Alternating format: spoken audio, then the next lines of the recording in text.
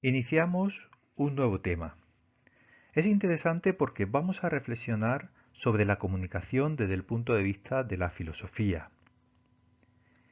En este tema vamos a estudiar unas nociones básicas sobre la lógica, es decir, la ciencia que estudia las reglas que permiten averiguar la corrección o no corrección de los razonamientos. Vamos a averiguar si de un conjunto de premisas, es decir, si de un conjunto de proposiciones o enunciados de partida, se deriva necesariamente la conclusión a la que llegamos mediante el razonamiento. También vamos a intentar comprender la importancia de la retórica, que aunque hoy se entiende como la teoría de la composición literaria, es decir, la elaboración de textos, y la teoría de la expresión hablada, es decir, la elaboración de discursos, en un origen la retórica se concibió como el conjunto de técnicas necesarias para que el lenguaje hablado o escrito sea eficaz de forma que pueda convencer, agradar o conmover al oyente. Estas técnicas son un instrumento muy eficaz a la hora de argumentar un razonamiento.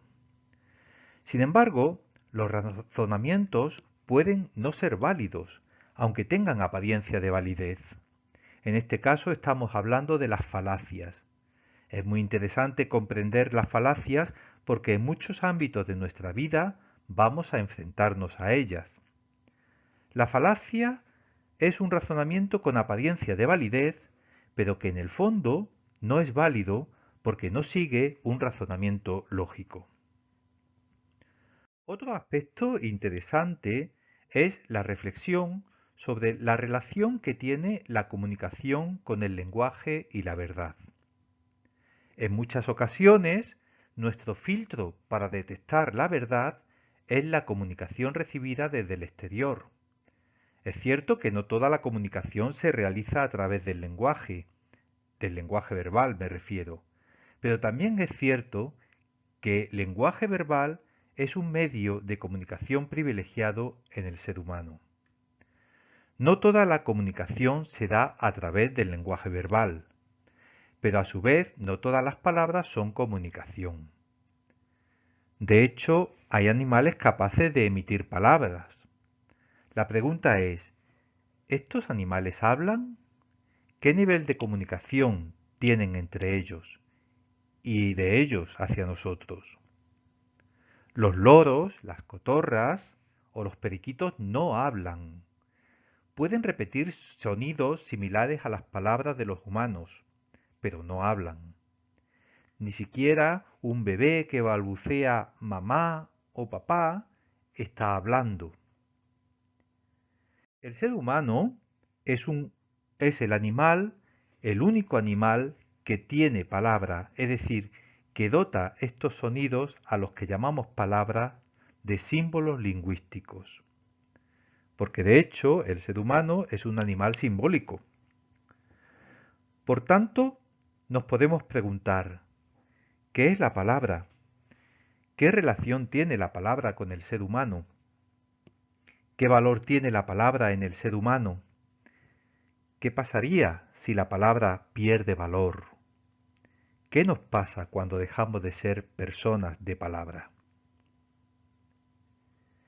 El lenguaje humano tiene al menos 4 características específicas.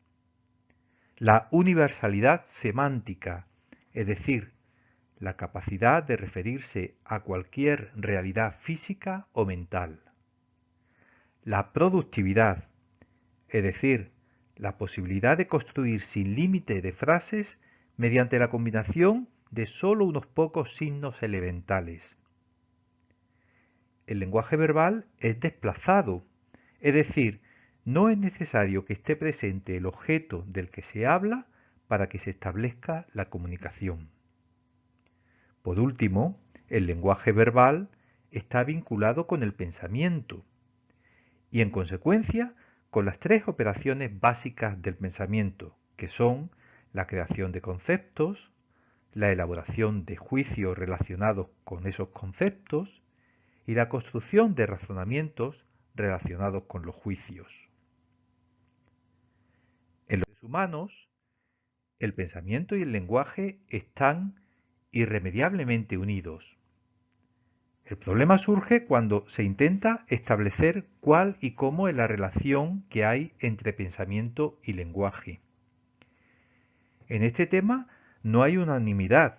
Podemos señalar tres posturas diferentes a la hora de explicar la relación del pensamiento y el lenguaje.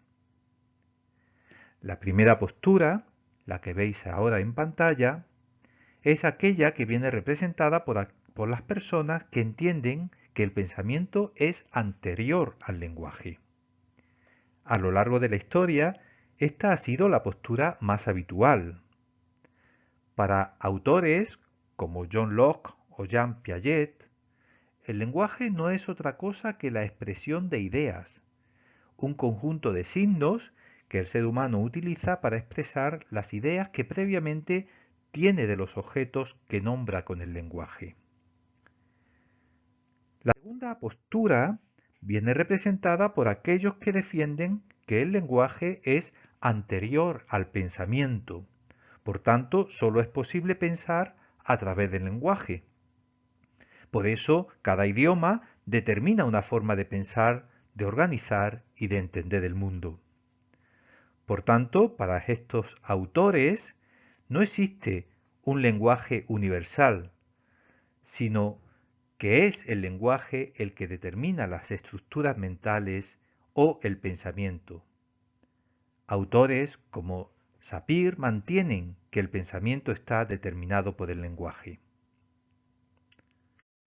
La tercera postura viene representada por aquellos que defienden que lenguaje y pensamiento son procesos distintos y simultáneos que se influyen mutuamente.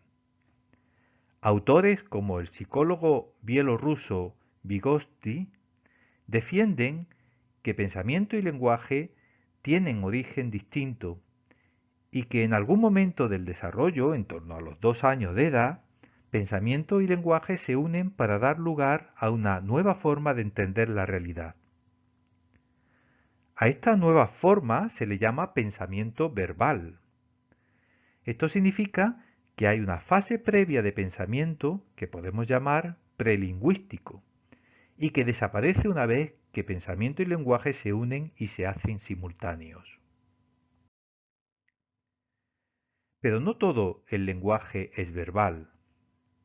La música, las matemáticas y muchos gestos